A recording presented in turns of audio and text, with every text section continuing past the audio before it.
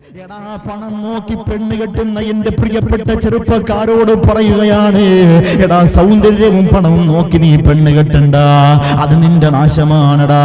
നീ പണം നോക്കി കെട്ടണ്ട, അതൊരു പക്ഷേ നിന്നെ ഏറ്റവും വലിയ ദുഃഖത്തിലേക്കും വിഷമത്തിലേക്കും ആഴ്ത്തിക്കളയും.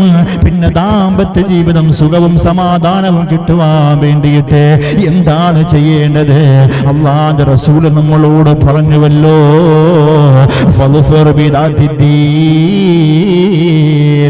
അള്ളാഹുവിന്റെ വിധിവിലക്കുകൾ അനുസരിച്ചുകൊണ്ട് റബ്ബിനെ പേടിച്ചുകൊണ്ട് ജീവിക്കുന്ന ഒരു പെണ്ണാണോ നിന്റെ ഭാര്യയായിട്ട് വന്നിട്ടുള്ളത്? എന്റെ പ്രിയമുള്ള സഹോദരങ്ങളെ, അത് നിന്റെ ജീവിതത്തിൽ അള്ളാഹു നൽകിയ ഏറ്റവും വലിയ ഭാഗ്യമാണ്.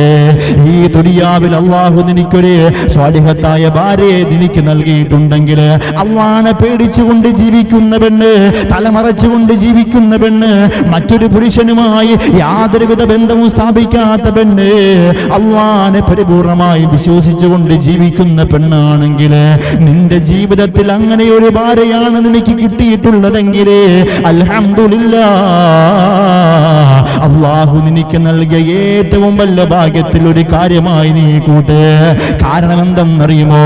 അള്ളാഹുവിന്റെ റസൂല് പറഞ്ഞു, ഈ ദുനിയാവിൽ ഒരു മനുഷ്യനെ അള്ളാഹുവിന് ഏറ്റവും ഇഷ്ടപ്പെട്ടിട്ടുണ്ടോ ഇല്ലയോ എന്നറിയുന്ന ഒരു അടയാളമാണ് അള്ളാഹു ആ മനുഷ്യനിക്ക് സ്വാലിഹത്തായ ഭാര്യയെ കൊടുക്കുകയാണ്. ആരാണ് സ്വാലിഹത്ത് എന്ന് പറഞ്ഞാൽ? തന്റെ ഭർത്താവുള്ളപ്പോഴും ഇല്ലാത്തപ്പോൾ ആ ഭർത്താവിനെ സ്നേഹിച്ചുകൊണ്ട്, ഭർത്താവ് പറഞ്ഞ കാര്യങ്ങൾ അനുസരിച്ചുകൊണ്ട്, അള്ളാഹു എന്നുള്ള വിശ്വാസത്തെ മുറുകെ പിടിച്ചുകൊണ്ട് ജീവിക്കുന്ന ഒരു പെണ്ണ് നിന്റെ ജീവിതത്തിലേക്ക് കടന്നു വന്നിട്ടുണ്ടെങ്കിൽ നിന്റെ ദുശീലങ്ങൾ മാറുകയാണ്. അള്ളാഹു നിനക്ക് നൽകിയ ഭാഗ്യമാണെന്ന് മനസ്സിലാക്കി എന്റെ പ്രിയമുള്ളവരെ. അതുകൊണ്ട് പണവും സ്വത്തും സമ്പത്തും കണ്ടൊരു പെണ്ണിന്റെ പുറകിലും പോകണ്ട.